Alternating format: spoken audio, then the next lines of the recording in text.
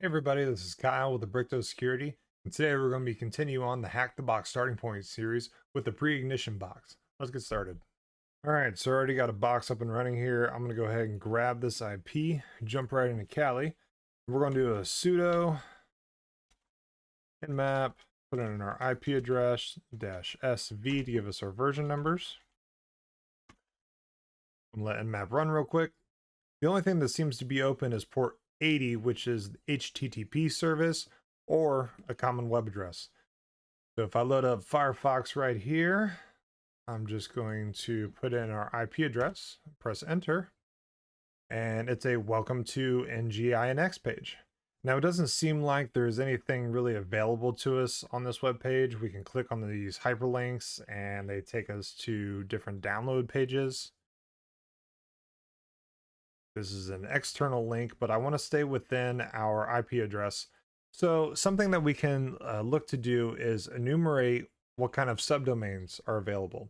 And all subdomains are is if you ever see something like a /login.php or any other kind of page that comes available after our common name or our IP address, those are going to be your subdomains. So we got a 404 page for login.php, but we are still within the NGINX and it gives us our version number of what is actually running. So what we can try to do now is enumerate all the different subdomains that may be available to us. Before we do any kind of enumeration, let's go back into Hack the Box and answer some of these questions. Directory brute forcing is a technique used to crack a lot of paths on a web server to find hidden pages. What is another name for this? Local file inclusion, dir busting, or hash cracking? All dir stands for is directory, so this answer here is dir busting. What switch do we use for nmap scan to specify that we want to perform a version detection? That is -sv. What does nmap report is the service identified as running on port 80? Go back in, take a look at our nmap here. Our service, port 80, is HTTP.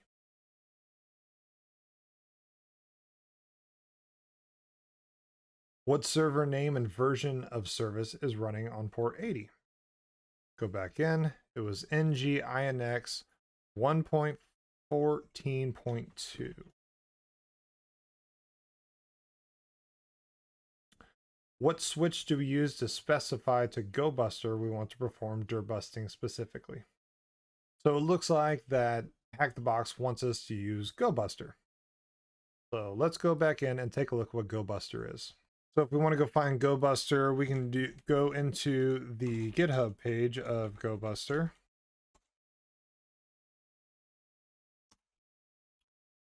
Quick Google search, we can see that this is something that OJ created. And I think he does a very good job of explaining what it is. So Gobuster is a tool used to brute force being URIs or URLs for directories and files on websites, subdomains, virtual host names. You can do Amazon S3 buckets, and so on and so forth. It's a very good tool. It allows us to have a basic list that can be checked to go over what kind of hidden files or directories may be available to us. So what we need to do is actually get Gobuster onto our machine. Scroll down to the bottom here. We can see that we have installation methods. So we can use go to install. That will kind of be our first thing that we do here. I'm going to go ahead and copy that. Go back into Kali here. I'm going to do a sudo and then go install and install Gobuster. Okay, it's already done. So this is the first method. I want to kind of show you the other method as well, because it may not be something that always works for you if you don't necessarily have Go installed. One thing that you do need to make sure is that you have Go installed by doing sudo apt install golang or go language -go. And that will install real quick for you. Bring back up to the top here. So let me show you the other method. If we go back in, I'm going to go ahead and it tells us we can build from the source. So I'm going to go to code and copy the Git page here. Personally, I like to keep all of my codes and compilers in the opt folder. So I'm going to do sudo git clone and then paste in Gobuster. I'm going to cd into the Gobuster page, and it gives us the basics of how to get started. Go back in, let's scroll down to the bottom here, and we have two different things we need to do next. We need to do compiling. So I'm going to Control Shift V. Now we have two different commands that we're running here, and because we're in the opt folder, we need to run sudo on both of them. So I'm going to do sudo, and let those build real quick. And the final thing we need to do is go install. Copy that, sudo go install.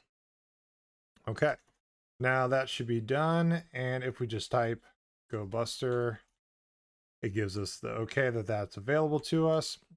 And we don't actually need to be in the Gobuster folder, so we can cd, go back into the home page, and just type Gobuster. Should be an alias command already. If we press enter here, we can see what we have available to us. All we're going to end up doing is doing Gobuster, and then we need to enter our command. This is a complete list of all the commands that are available to us, and kind of the general flags that we'll find in pretty much all of the different commands. What we're going to be looking to use here is the dir to enumerate all the different directories and files. So I'm going to bring that back to the top real quick. So I want to show you the other thing that Gobuster actually installed for us, and that's a word list that's available to us. You can do that at cd user share word list ls real quick. We can see that we have dirb available to us. We can cd into dirb. Now we can see all these different word lists that we have.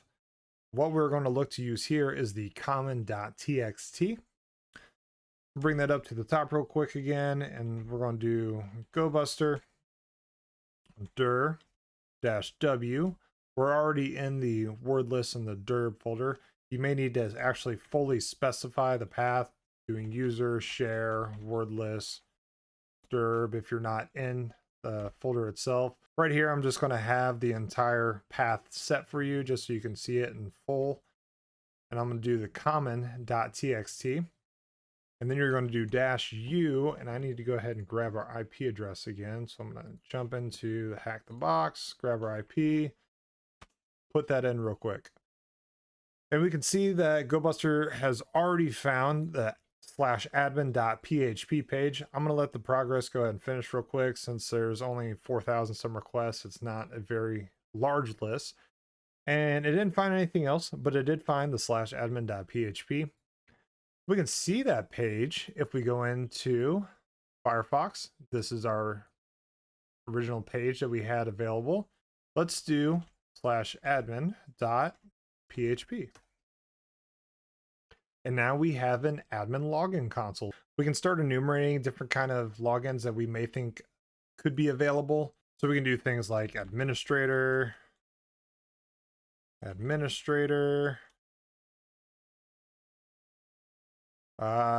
username or password.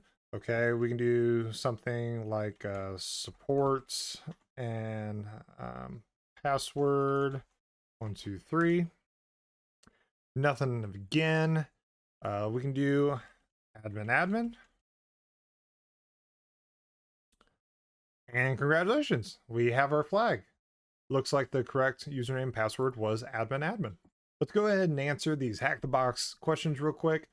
And then I'm going to get into a little more advanced technique using just the community version of Burpsuite. It's something that's more real world, like when we need to log in many times in order to enumerate something that's a little more complicated. What switch do we use to specify to Gobuster what we want to perform dir busting specific? That's not super complicated, that's just going to be dir. When using Gobuster to dir bust, what switch do we add to make sure it finds PHP pages?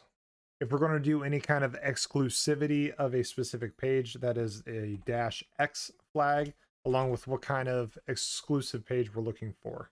So for this one question, it's asking for PHP. We can take a look at that if we hop back in. If we take a look at Gobuster dir-h, we can scroll up and we can see the -x for extension strings, and that'll be file extensions to specifically search for. What page is found during dir busting activities? That was the admin.php page. What is the HTTP status code reported by Gobuster for the discovered page? We look, when we ran Gobuster, we see that we have a status of 200.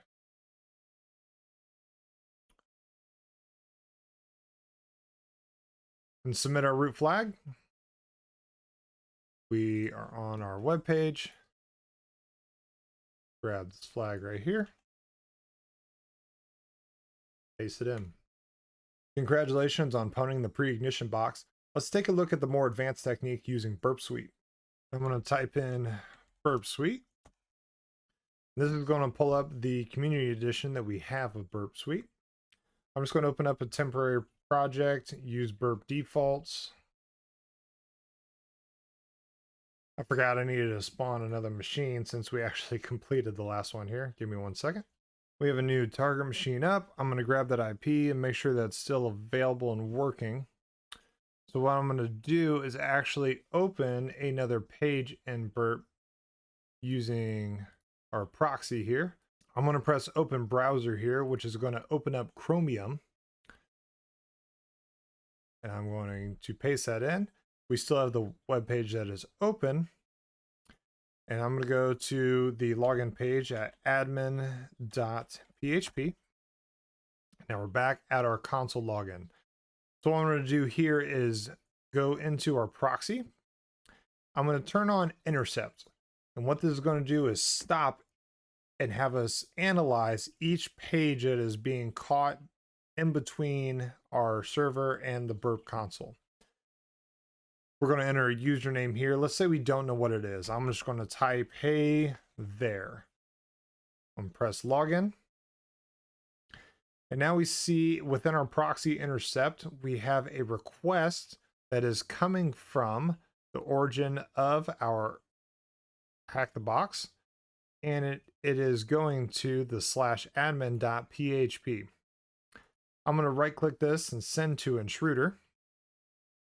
Here at Intruder, we have a whole bunch of things that we can do, but we're going to look to attack the username and password parameters. We can see that we have these little funny S's that are around the two different parameters. If things aren't highlighted quite right, you can have them cleared and you can just click and press add, click and press add.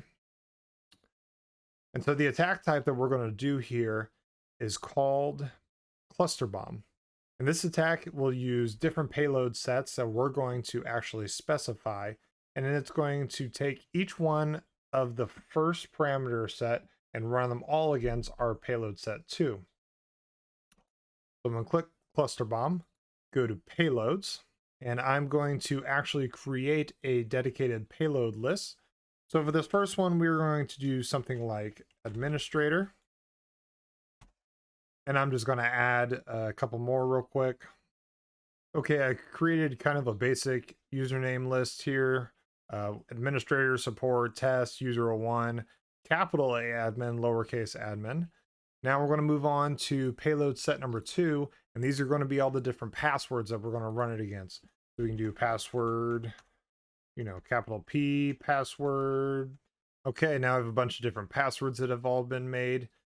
And so now we're going to run each of these passwords against each one of these users that we have set. We have a payload count of 6 and a request count of 42. Because of each one of these usernames, it's going to run against every single one of these passwords that we have a 7 count for. So now that we have defined each of our payload set, I'm going to confirm that we are running the attack type of cluster bomb and have these 2 parameters. I'm going to click start attack. And now it's going to run every single one of these combinations from our first payload against our second payload. Now that is complete. So there are a couple different ways that we can check to see what is a different page or a successful login. We have a control here at 0 that has nothing sent for payload 1 or 2. And we see that we have a length of 1230 and a status of 200. So I can check each of these statuses just having the filter set by clicking this. We can see that we have no different changes in our status. So I'm going to go back to request and have it sent to 0 to 13. But let's check the length here. Maybe there's a different web page for something successful. Because if we click on something like support password and we go to response, we can see the admin console is here. Wrong username or password. But let's check to see if there's any different lengths. I'm going to click on length, and now it has sent the smallest length to the top. So let's click on this one, and we knew that admin was our login, and now we're under the response here. It is the admin console, and congratulations with our flag number right there. So I could copy directly from Burpsuite, or I can do right click, show in browser. I'm going to copy this page request. Let me turn off the proxy. I'm going to open up another tab, and it has successfully loaded onto our browser with our flag. I know this video is a little longer here, but I wanted to give you kind of an in-depth more look at what you're going to have to utilize going forward. But once again, congratulations on finishing the Starting Point series for Preignition. I'll see you in the next one.